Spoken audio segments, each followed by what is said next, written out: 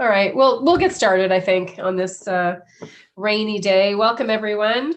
I hope everyone is well in these odd times still. They continue.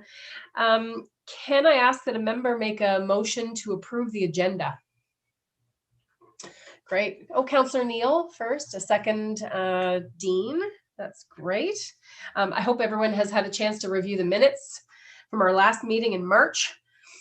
That seems very long ago, actually. And thank you, city staff, for preparing those. A motion to approve the minutes. Yeah.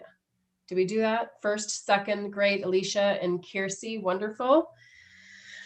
Are there, do we have any members that want to disclose any issues of pecuniary interest?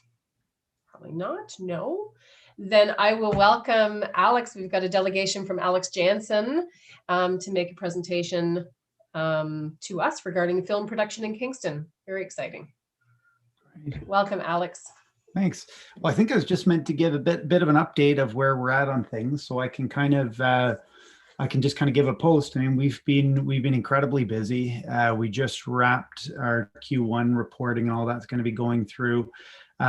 Basically, on our side, production's been really busy, but largely happening at a studio level or at a major production level. So, despite all the shutdowns, production's still being allowed to continue within the province, but it's under these very strict Section 21 guidelines. So, a lot of independent or large scale or small scale production can't meet those guidelines.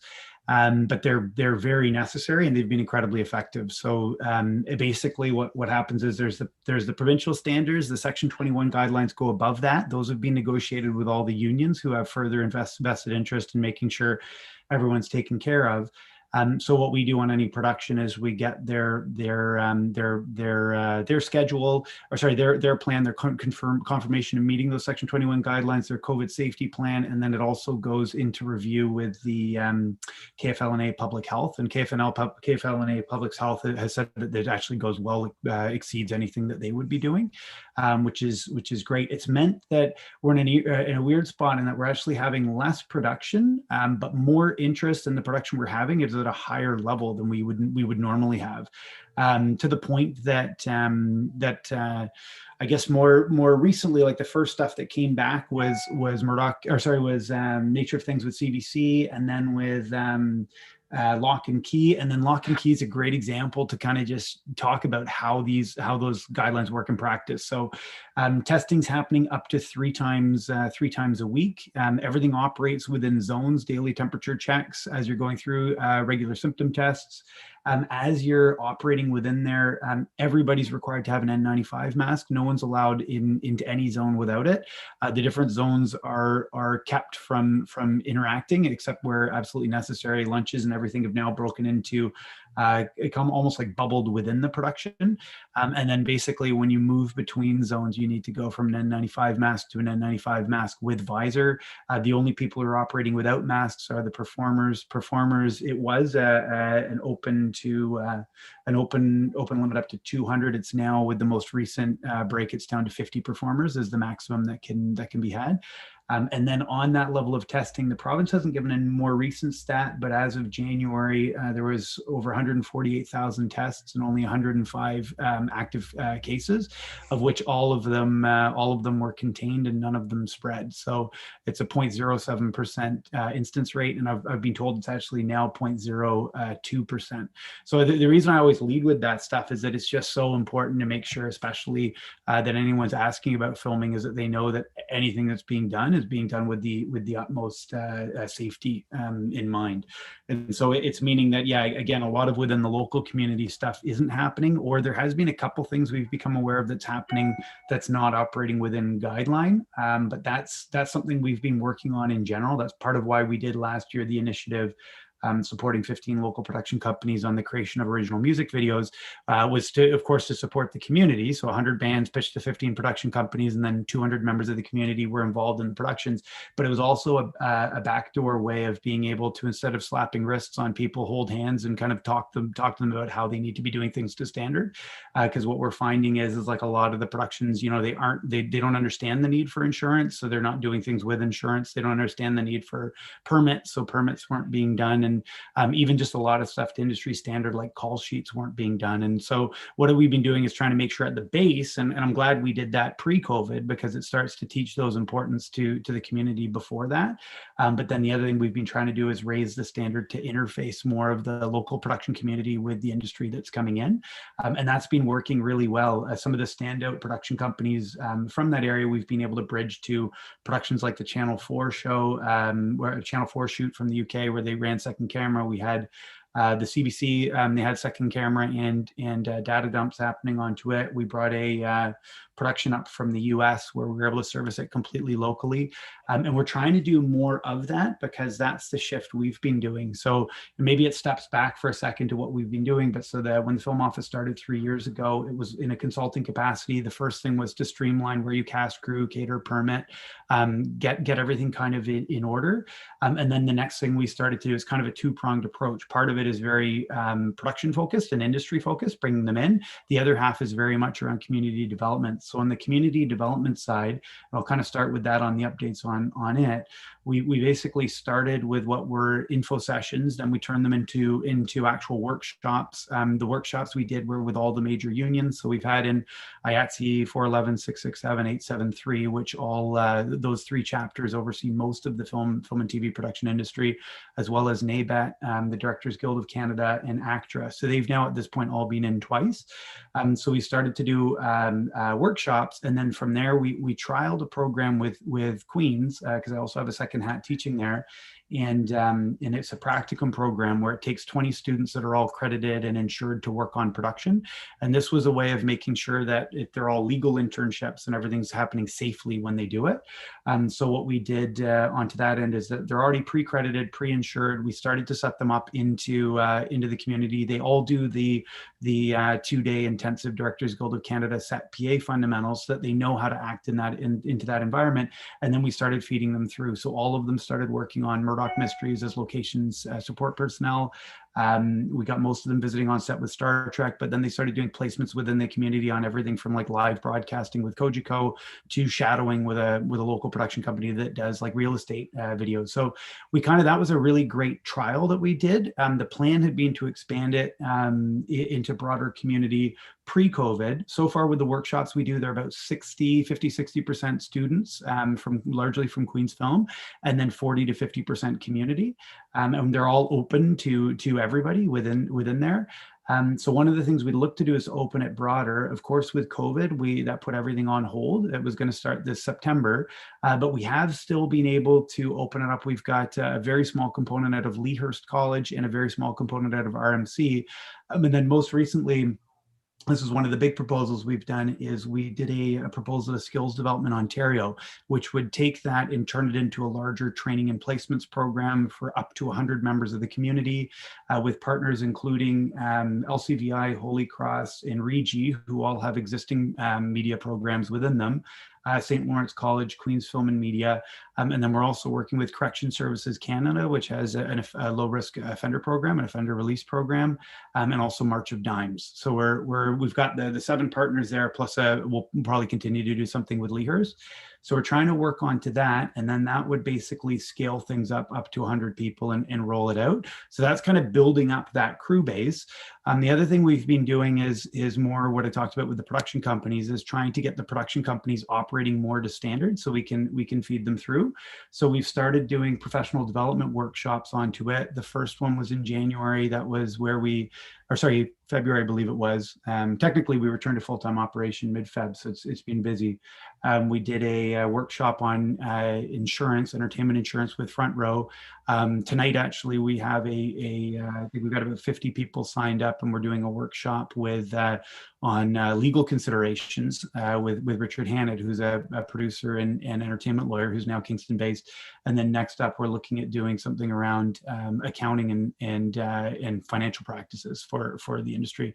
So trying to kind of raise that stuff up and trying to, again, connect it through.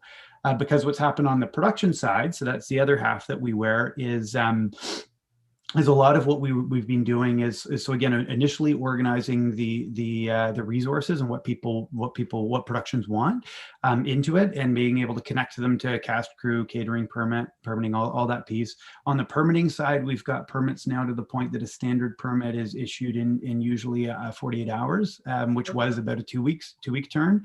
So that's going really well. That's different than a facility rental agreement, which is more complex when people are looking at exclusive use of something like the penitentiary or City Hall.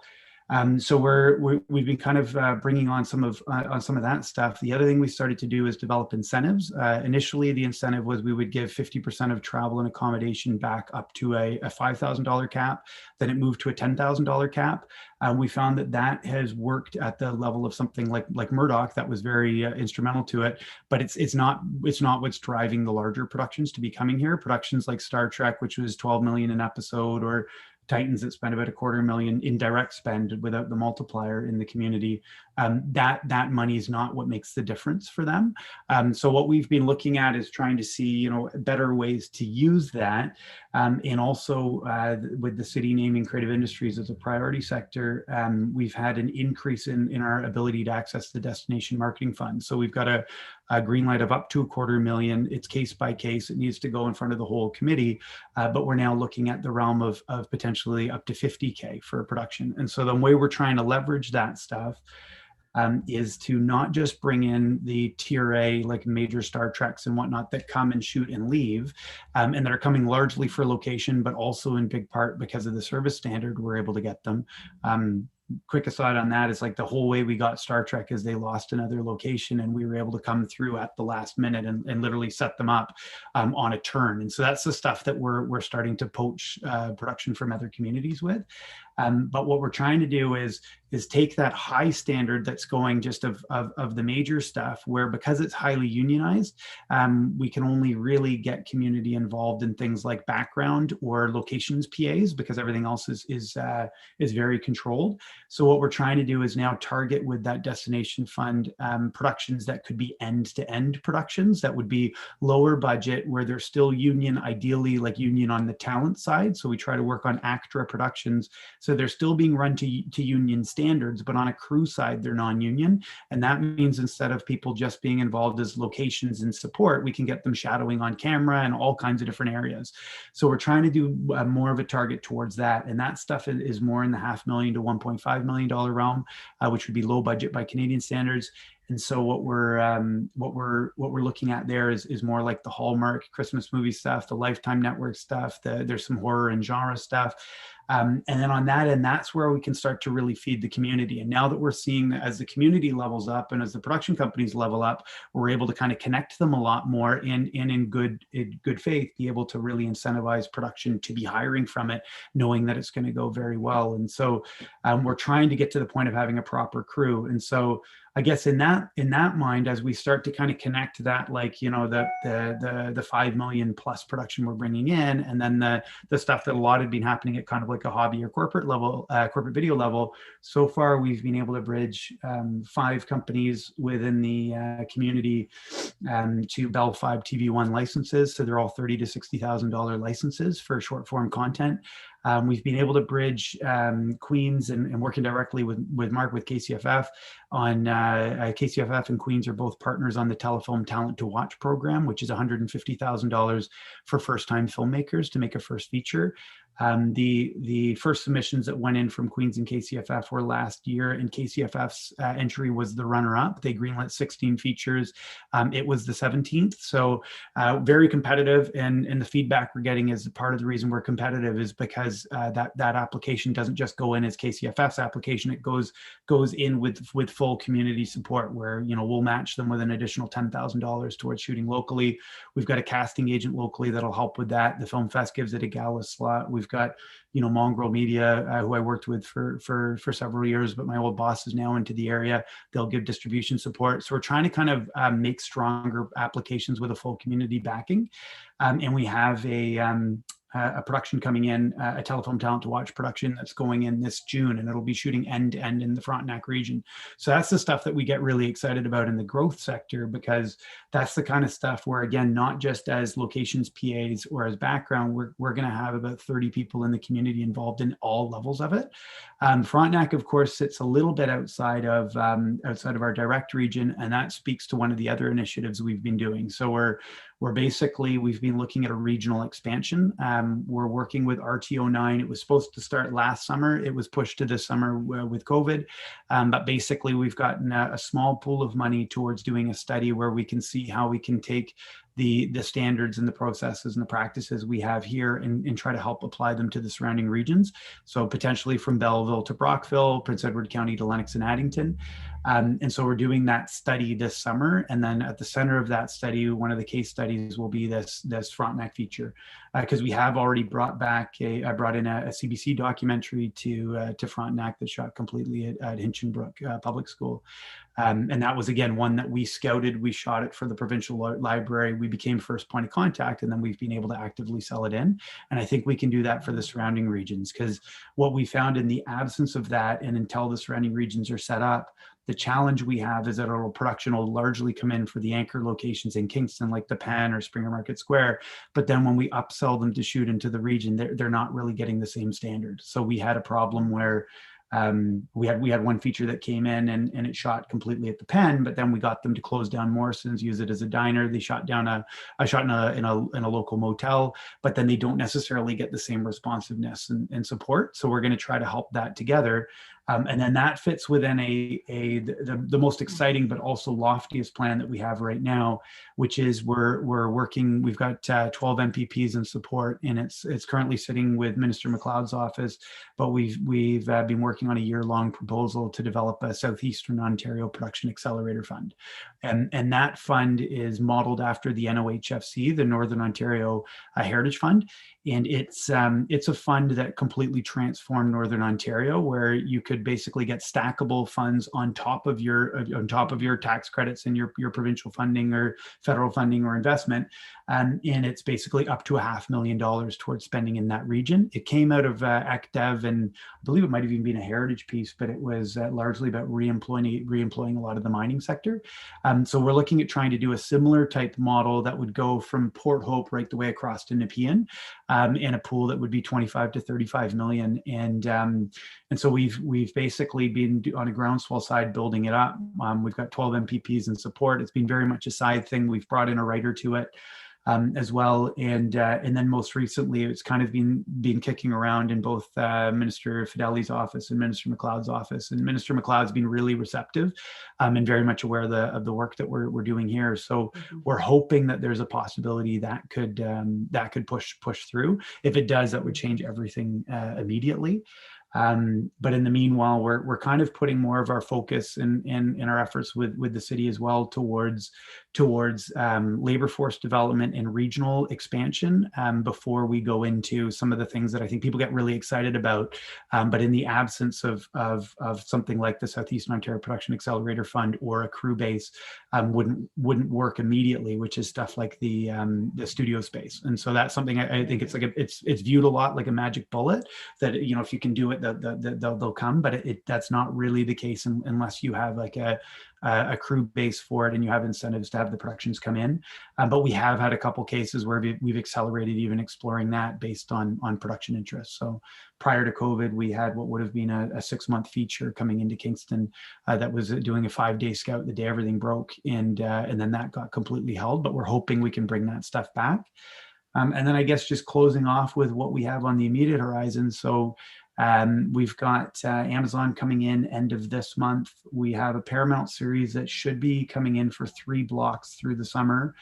And that'll be starting probably in June. We have an end-to-end feature that again is completely local based. It's by Verona-based filmmakers, shot entirely in Verona, coming in around June. And then into July, we're hoping to bring an end-to-end feature, or potentially another one in the fall through leveraging the Destination Fund. So I think that's kind of an overview snapshot. Wow, amazing, Alex. Yeah, bravo to that update. How impressive is the breadth of your community involvement in all of your projects? That's incredible. So I just have a quick question. So you said Port Hope to Nepean for that regional area, and where does that end north wise? Well, so that's still up for grabs. I know right now we've tried to make like an apples to apples comparison to the NOHFC in terms of a region and whatnot, but definitely a lot of it sits along like kind of the 401 corridor, but it has been looking at going higher as well. I can flip the group, the draft. We did get feedback from, which was great. We actually got some very, very specific feedback from Minister McLeod's office, which means that it might be reviewed as early as potentially for the fall, which would be great. So we're working on a second version. So we're actually going to have the second version up by June 30, I believe, is the plan for it. And then in the meanwhile, what we're working on mainly is we're going to try to leverage the RTO9 group when we start that study and try to get a bunch of letters of support from it. So priorities kind of for us is going to be some redefining the region, potentially redefining the ask, potentially adjusting it a little bit more so that it sits more within culture than it does within ECDEV, if that's where we're going into Minister McLeod's office. And then the other tweaks we're looking at is building up more of our performance metrics, adding in a case study, and then the big thing we're trying to do is just basically build up more tangible support. So I think we're going to be looking to try to get about another dozen letters from at least the RTO9 region. Amazing. And then also those academic letters, so that we'll get letters from all those partners in the Skills Development Ontario application, and then a few more industry type pieces. That all helps, I'm sure, that support. I see that Colin has a question or comment. Hey, Colin.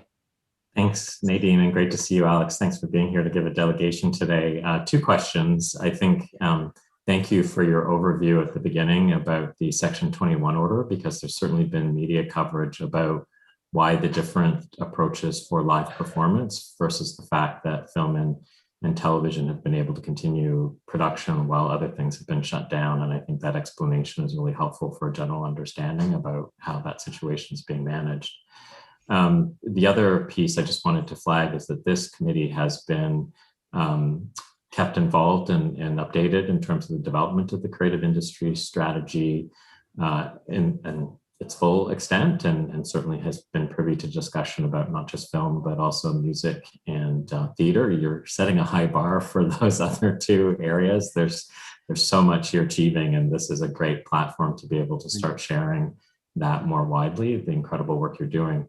I'm just wondering if you can share for this group's awareness kind of what you might be seeing things evolved with in the next 2 to 5 years. And obviously much depends on that kind of funding structure you've just mentioned, but I'm just wondering what your aspirations are for this area of work in the next while.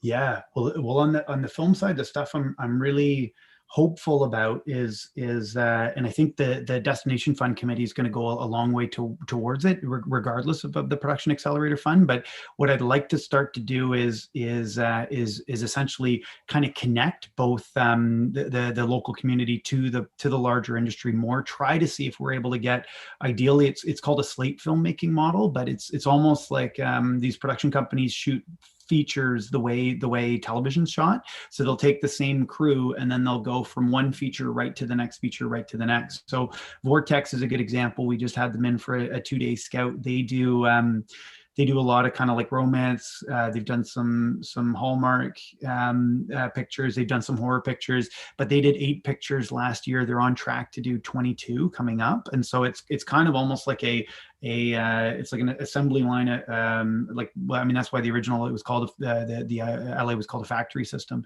So it's almost like a factory system to filmmaking. So I'm hoping that what we can do is bring production like that into it. And then ideally that would be either through the Destination Fund or organically. I mean, we've been supporting within the community. There's a couple people who are interested in setting up that type of shop in here. And so I think that's going to be one of our biggest priorities, is bringing in that. At that scale of it, they're usually $500,000 to 1.5 million. So even if you had like a company like that based here, they wouldn't necessarily need a studio space or be able to afford a studio space. They might use a smaller piece of a converted space. But I think that would be a big game changer for it, because I think what I've been looking at, and it's great because there's the working group that's Accelerated working on like that Production Accelerator Fund. In my original 5-year plan, it was like basically trying to build something like the NOHFC model, like that big pool of money was more around a year 5 mark. And that was mainly because I felt like, we need to have a lot more infrastructure, because if that were to happen, when production started coming, it would be a bit of a disaster, or production would need to kind of come in. But the fact that a lot of things have kind of accelerated it, and we're seeing a lot of that with COVID. So COVID has actually led to a ton of movement into it. My old boss at Mongrel Media, he's now 20 minutes outside Kingston, Lowborough Lake. Richard Hannett, who's doing the legal workshop that we're doing tonight. He's a Toronto-based producer who's now based full-time in Kingston. Lynn from Front Row, who did the last professional development, she's now completely based out of the county. There's just like a big movement into these areas. So I think that might accelerate things, which would be really great. So I don't know quite exactly at what point it'll all take off, but my hope is that we'll be able to start to get some end-to-end production. I'd love to see that within the next 2 years. I could see it happening potentially within an earlier period of time, but to actually get like a production company base that's doing end-to-end production here, Right. That would be one of the big things that I see doing. I think if the Southeastern Ontario Production Accelerator Fund happens, and if that were to happen this year or even into next year's budget, that would accelerate everything. Otherwise, I see taking a second pass at that probably in 2 years. So it'd be great if it happens now, but if it doesn't happen now, it'll just happen then. And then I think like the goal would be at that point, then I think we would start to see a big shift. It's really driven into domestic production, so it would also kind of steer a lot more of that, but it would just help the crews come out, because I think what's happening more and more is Toronto's being taken over at a studio level, and a lot of domestic production can't operate within that space or afford that space. So yeah, so that would be like in the period of time. What I would love to do is I would love to, and Skills Development Ontario could accelerate it. But I think either way, I'd like to have like a rolling training program that for the community that sets it through, and that's not so dependent on Queens, where a lot of the students they graduate and then they're gone. So really making sure, and we've done that from the get-go, is have a 50-50 focus onto the community. Yeah. Oh, that's great. I see Kiersey has her hand up, and then I have a question after Kiersey. Yeah, what a tremendous just spread of work. I'm really blown away to hear about that. I'm curious, on a staff level, how many people do you have in the Kingston Film Office supporting this work? And do you see a need for that to grow? I'm expecting as production grows. Yeah, right now it's Amesha and I, and to be honest, we're definitely spread really thin. Like even onto there. I mean, it was largely due to COVID, but we only returned to official full-time operation mid-February. But I've been working, well more than full-time since probably October, November. So it's the demand's been there. It's just been challenging because tourism, we fall under tourism, and tourism is one of the hardest hit sectors. And so and then it's been a challenge because it's kind of a chicken and egg. Like, we're not going to be able to return to full operation unless we're in full operation, because the nature of the sales cycle for us is that, if the production's not getting serviced, like one plan, that the board had suggested was, we would return to full-time operation a month before the first big production. But the challenge is that first big production is not going to stay here. They're already off to Guelph or somewhere else, like, or Cambridge, like if we don't service it. So that's been one of the challenges, is just been, continuing to make it through. I think now that we're back to full-time operation, that'll be great. to be honest, we're a bit behind the 8 ball because we just returned kind of mid-February, and we're already meant to be launching, like Skills Development Ontario, had that been successful, would have launched April 1. It's just been delayed based on the volume. And then the RTO9 study, that's meant to be starting very shortly. So we're definitely understaffed as it stands. We're working on doing a summer works program for the regional study to at least get a student in there who can start to do some of the photography into the surrounding regions. And so we're kind of setting that up. But then, yeah, we're kind of waiting to see if we get the Skills Development Ontario piece. Then I think we'll staff up with a full training and placements coordinator that would kind of take on to that spot. Or on the RTO9 piece, we might turn that into if we get the expansion, or if at the end of the RTO9 piece, the surrounding regions want to sink money into having our office take on their pieces. Well, that might allow us to build up a regional. So those are kind of the two ways I could see it going, or if we do an EODF application with the city. So I think, like, on a staffing side, I could see either a regional expansion role or a training and placements role. Short term, I think we're more likely than anything, we're probably just going to work with contract solutions, and we'll need to essentially contract some solutions for admin support and for some of these studies just to get through it. Amazing.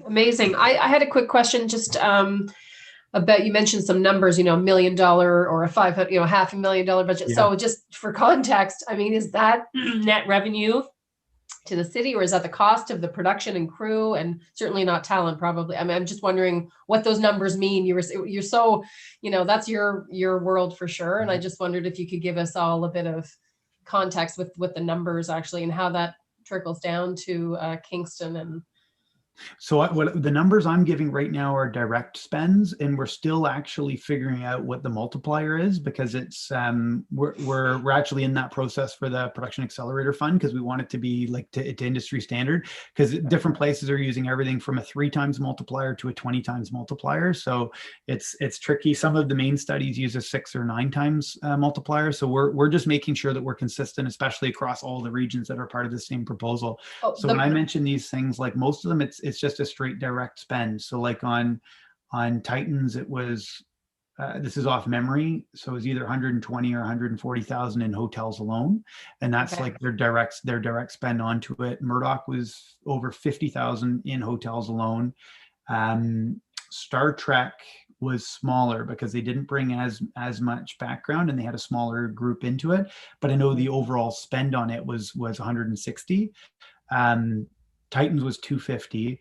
I'd have to go back to where we pull it through, but it's everything from like your hotels are usually about 50% of it, but then it's like everything from like scissor lifts and bucket rentals to site modifications and upgrades into it, carpentry, local suppliers, background hires. So it kind of really spills. I more recently, Lock and Key is a great example. They were 600 plus hotel rooms. And I should mention this, sorry, I should have mentioned this in the Section 21 guidelines. So the other thing that the productions are doing is they're isolating even during production.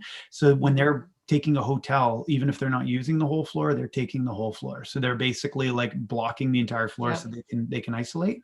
But that was 600 plus hotel rooms and 160 into it, and they actually took, which was great. They actually put a $10,000 donation right back into the training and placements programs, largely because the production manager was a Queen's Film and Media alumni from 1975, and he just he loved the training piece, and so they were able to actually put that right back in. And most of them are doing these things within corrections. We'll see donations into the memorial for fallen officers, and we're seeing a lot of those things happen. So so the impact, I mean, I guess that's what I just wanted to highlight a bit, is the impact is immediately to the sector, which is fantastic, but then also for the restaurants and for the hotel, you talked about the builds and the scissor lifts. I mean, all of those businesses in Kingston is fantastic. I see Dean has his hand up here. Dean, did you want to? Yeah, just very quickly. Fantastic presentation, Alex. Such exciting stuff you guys are doing there. It's amazing. Just following on the same question about the community impact, are they hiring any local extras, or are there artists as well from the community who are being engaged? Yeah. So we just did a call last week. So Amazon and Paramount were both looking at 200 plus background. So that would be, and they're all, 14.25, I think, an hour, 14.25 to 14.50 an hour. So that's for like on the background side. So Amazon's going to get pushed down to 50 now because they're going to fall within the latest guidelines. So then they have to adjust down. So they're going to be down to 50. And as much as possible, they'll fill completely here. One of the things we struggle with sometimes within Kingston is diversity. A lot of the time they're looking for more diversity within their background. And so I know on Titans, they ended up bringing like 2 bus loads from Toronto or whatnot. And they are still union. So on a background side, there needs to be, I'm not the best. I need to pull the stat, but I think it's 30 union members that they need, ACTRA members, before they can then fill out the rest, or they need to have made a justifiable effort. So, but yeah, we're seeing a lot of that. And then on the LSP side, like the location support personnel side, I know for Amazon alone, we're going to have 20 or 30 of them. And we're actually just about to look on that, where we'll help set them up within the community. So a lot of the time they'll bring those people from Toronto, which helps for hotel rooms, but it doesn't really build up community. So what we try to do is incentivize them onto the community side as much as possible. So I know in that case, next Friday, we're looking at bringing a delegation interested in working as locations to the set. So they actually get some training. They get an exterior set in Pickering where they all get their COVID test while they're there. They're all getting paid 6 hours travel and return. They get a chance to see onto it. We make sure that they're doing a training component. So we incentivize them towards that. So it's not just, they actually get some briefing and whatnot, and then we'll start to fill all their roles onto it. And that's separate to things like guards that we have. We work with the commissioners largely for the guards, but this is actually like trained up locations personnel. And to give context of how that leads into long-term accrue base is that, so the Directors Guild of Canada, we've now had them deliver it twice, that 2-day set PA fundamentals course, and to become a general PA in the industry, you need 20 paid days of work, 10 of which can be locations. So what we found so far is that we've got, we're going to probably be able to get, I think, about 10, 20 members of the community up to at least halfway through, because they'll have their 10 days onto it. And then that's where, when we can start to get like the non-union stuff, like the Vortex type stuff, that's where we can really get their hours up. Great. Thank you. That's fantastic. Cool. Does anyone have any other comments or questions for Alex before we move on in the agenda? Does anyone? Fantastic presentation, Alex. It's so exciting, especially during these times, Oh, great. Yeah, thanks a lot for having me in. It's exciting times. Yeah, a little busy, but exciting. No, that's great. That's great. Thank you so much for coming on here, and we will keep an eye on all your future things. That's fantastic. Yeah, if anyone has any questions, please just reach out anytime. Perfect. Okay, take care, guys. Okay, thanks. Bye. Thanks so much. Bye-bye. Wow, that was fantastic. I'm not aware of briefings. Danica, I defer to you. Are there any briefings that we have? No? Okay, so that was item 6. Number 7, we have the Arts Advisory Committee 2020 report card, and thank you, Julia, for coordinating that. Has everyone had a chance to look that over? The further on in the agenda, that was part of the package. Okay, so then I'm making need a motion, I guess, to approve the report card. Correct, Danica? This is what we're doing. As a summary of the work accomplished by the committee during this past year. So could I have a motion? Sorry, I didn't see. Great, thank you, Councillor Neal. And a second on that, Alicia, fantastic. And the appointments to the working groups. Yes. You just have to make sure that it carries. So just to vote by the committee on that recommendation. All in favor? Fantastic. Sorry, I'm looking at the agenda here. I was focused on that. Okay, so then we have the local music working group. I saw it's further down in that report. We're a little behind on the calendar year on that.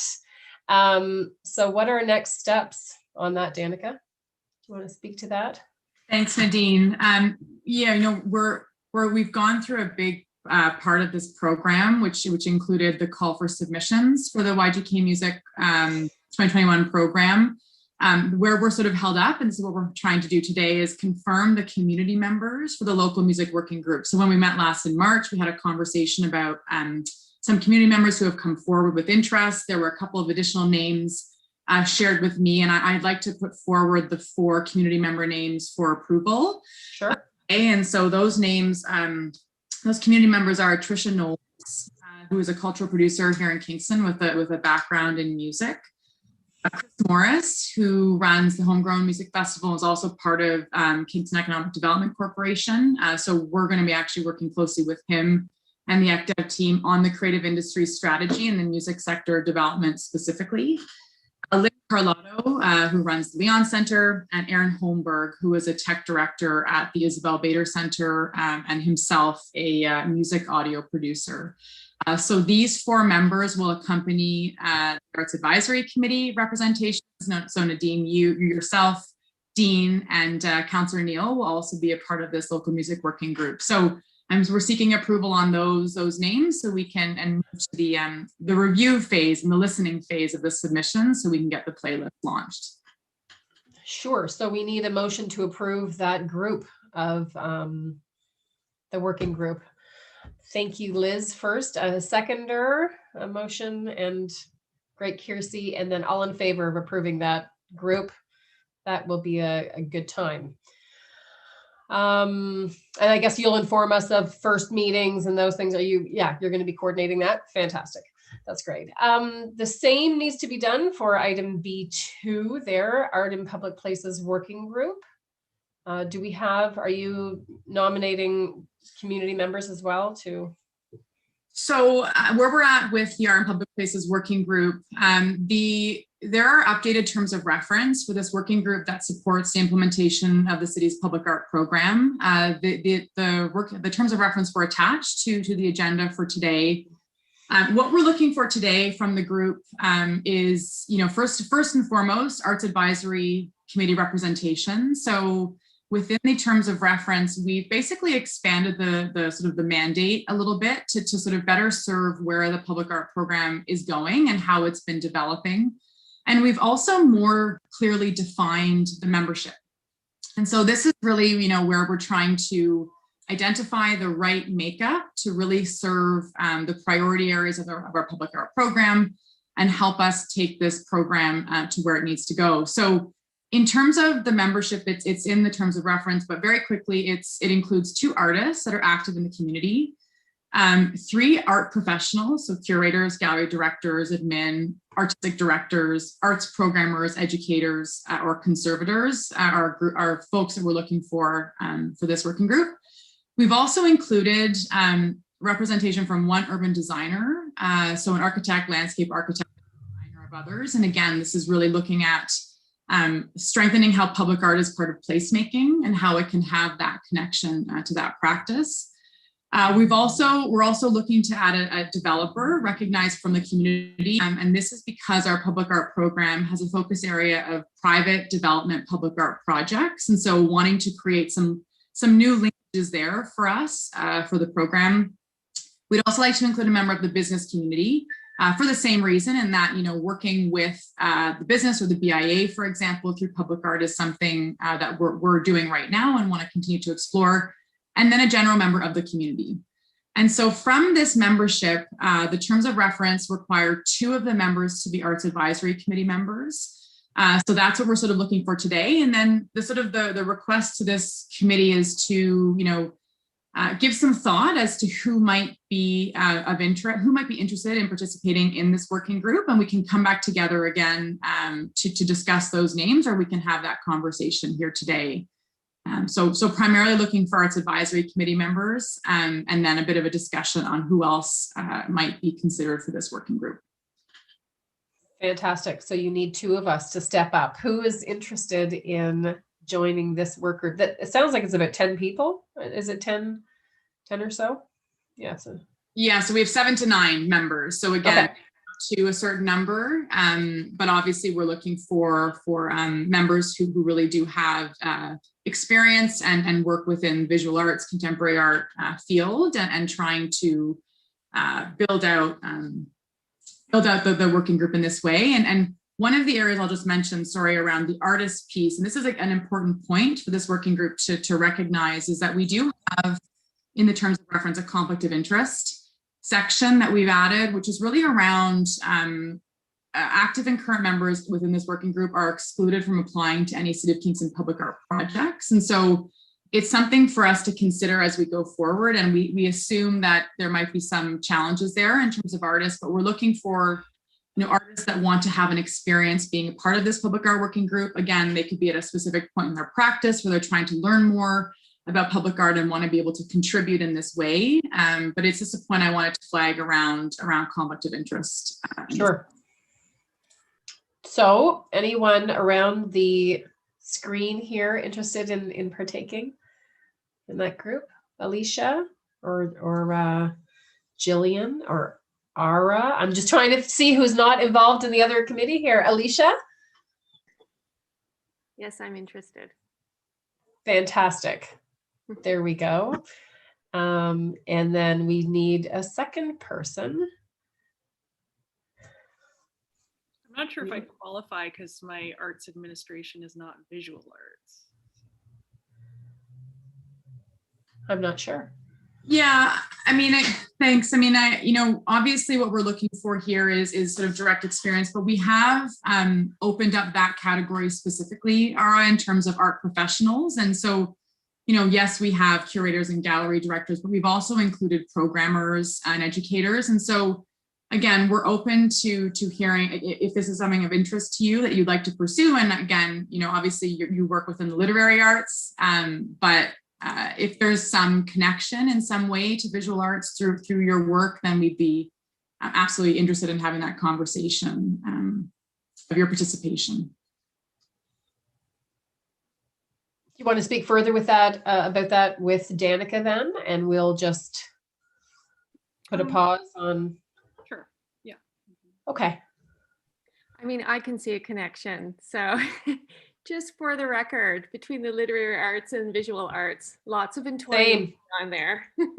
Yeah, I mean, we've done collaborations in that way in the past, so I can see some possibilities, but yeah, we can chat. Okay. I mean, I think that sounds great. And I think Alicia's right. And I think, you know, we've also, I should also mention, we've also pursued poetry-based public art, literary-based public art through our program. So we're certainly sort of moving in that direction through the program, but absolutely, I do agree with Alicia. There is an obvious connection there. So again, we can chat about it and then decide if you have some questions. Yeah. Great. Thanks, the two of you, for stepping up. Anything else on those appointments to working groups, Danica, or can we move on to the agenda? I think the only sort of final piece is around working with the Arts Advisory to build this working group. So, you know, looking to, you know, if you have ideas, if you have suggestions for possible community members who may fit within the membership categories, okay. Do get in touch with me and let me know as we start to sort of build this out in the next sort of little while. So, okay, little while, like you want to hear from people in the next 3 weeks, within the next 3 weeks or 2 weeks? Yeah, I mean, that would be fantastic. Okay. If after this meeting, the members of this committee give some thought to this working group and think about names, and yes, just send me an email with the ideas that you have. Okay, fantastic. Yes, Jillian. Sorry, I just had a quick question for Danica. I'm curious to know how the other members will be appointed by City Council. For example, the other arts professionals, developers, members of the business community. Thanks, Jillian. So all of the representations, membership of this group will come through the Arts Advisory Committee. So we will come back together. We will bring forward the names, just like we've done for the local music working group, and we'll basically approve it here, and then it will go up to council for approval. So that will be sort of the process. We're also seeking letters of interest from members of the community who want to be a part of this working group. So trying to really find the connections of interest from maybe those in urban design, for example, business and development, to sort of see where there might be a really strong connection to this program. So that will also be shared as part of the process in selecting, but it will come back to this committee. Thanks. Okay, that's great. We are going to move on here. Are there any other motions? Or number 9 on the agenda is notices of motions. Other business or any correspondence? I see Dean's hand go up. Yes. Hi guys. I just wanted to mention to everyone, since our next meeting is June 10th, the end of May, we've got a big initiative that's happening with the Dan School of Drama and Music in conjunction with the city as well. I was supposed to be telling you about our big first watershed festival this year that we were going to be doing at the Grand Theater and everything like that. Obviously, we've had to pivot big time for COVID, but we've still got a really exciting festival planned, which is going to be May 25th to the 28th. And so if you go to www.watershedmusictheater.com, it'll show you everything that's going on. In fact, we have some TikToks up now. Leslie Arden is our how cool are we? Leslie Arden is our composer in residence at the dance school. And so she's created 2 of these TikTok duets. If you don't know what these are and you have kids of a certain age, because it happens all the time here, basically Leslie's recorded a video of her playing the piano and it says, write the lyrics and sing along. And then people will write the lyrics and sing along, obviously, right? So there's a number of events that are kind of coming up where Danica and I are in the process of putting together a songwriting workshop that Leslie's going to do for the city as well, for some high school groups in the city. But there's lectures, there's performances, again, all kind of remote. But this is kind of the inaugural year for Watershed, and then next year we're hoping to be back to the Grand and the the beer tastings in Kingston and all the stuff that I had planned. I keep mentioning that. Seems like I'm kind of focused on that. And hopefully we'll be back to the big. But we've got tons of people coming from all over the world to do papers and everything like that. Again, it's the silver linings of being online, right, and not having to pay for people to travel from Europe and everything else. So I think it's going to be really cool. It's very interdisciplinary. It's very much. I mean, when we talk about a music, it's called the Watershed Festival Reimagining Music Theater, and we very specifically use the term music theater as opposed to musical theater. This is opera and musicals, Broadway musicals, operetta, everything in between and everything beyond. So if it's storytelling using those art forms, then this is kind of the stuff that we touch on, and it's all free this year as well too. So check it out, www.watershedmusictheater.com. Great. Thanks, Dean. Kiersey, you wanted to add something to other business? Yeah, just to share with everybody from the KAC, we're not at TikTok level quite yet, but we are really pleased this morning to be launching a video that you'll see through our social media and on our website as part of our Artists Are Essential campaign. This is a video filmed by local filmmaker Josh Lyon, features some of our amazing local artists, really telling better than we could this story, particularly in this moment of how artists are essential and what our amazing Kingston artists can do. So I really encourage you to check that out and share it broadly. We're so proud of this work. I had very little to do with it, but so pleased to be bringing it out to the community. Amazing. That's great. Anyone else have anything? Yes, Danica.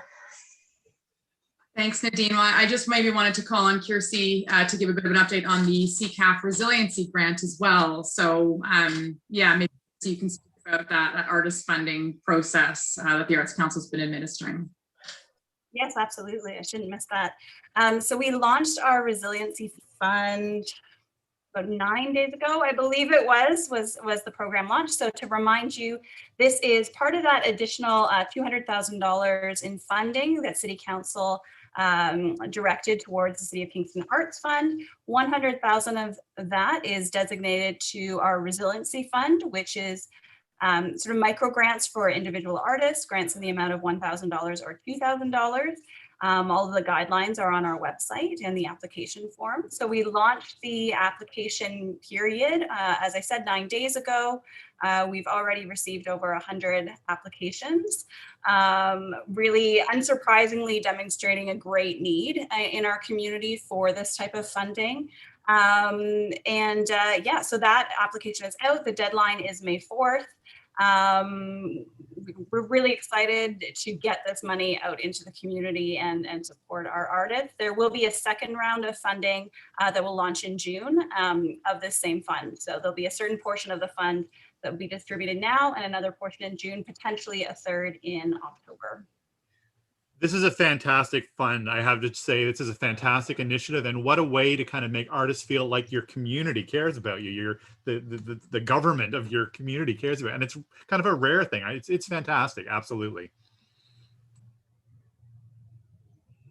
Great. Thank you for that update. The video, Kiersey, is going to be on your, I guess, your social media. Will it be on YouTube or? Yes, I think Laura's posted it to our YouTube channel as well. I could find a link and post it here, but we'll probably wrap up before I get there. So yeah. You can okay. go with any of our social media. We're plastering it everywhere, or Laura's plastering it everywhere. Okay, great. I don't think we received any correspondence. So I just would like to bring everyone's attention to the fact that we have our next meeting June 10th, same time. And that seems like a long ways away, but it's going to go fast. And then I need a motion to adjourn. Councillor Neal and a seconder, Dean, and then all in favor, and we'll say our goodbyes and enjoy the rest of your day and your weekend. Thanks, everybody. Bye, everybody. Bye, everybody. Have a great May. Bye-bye.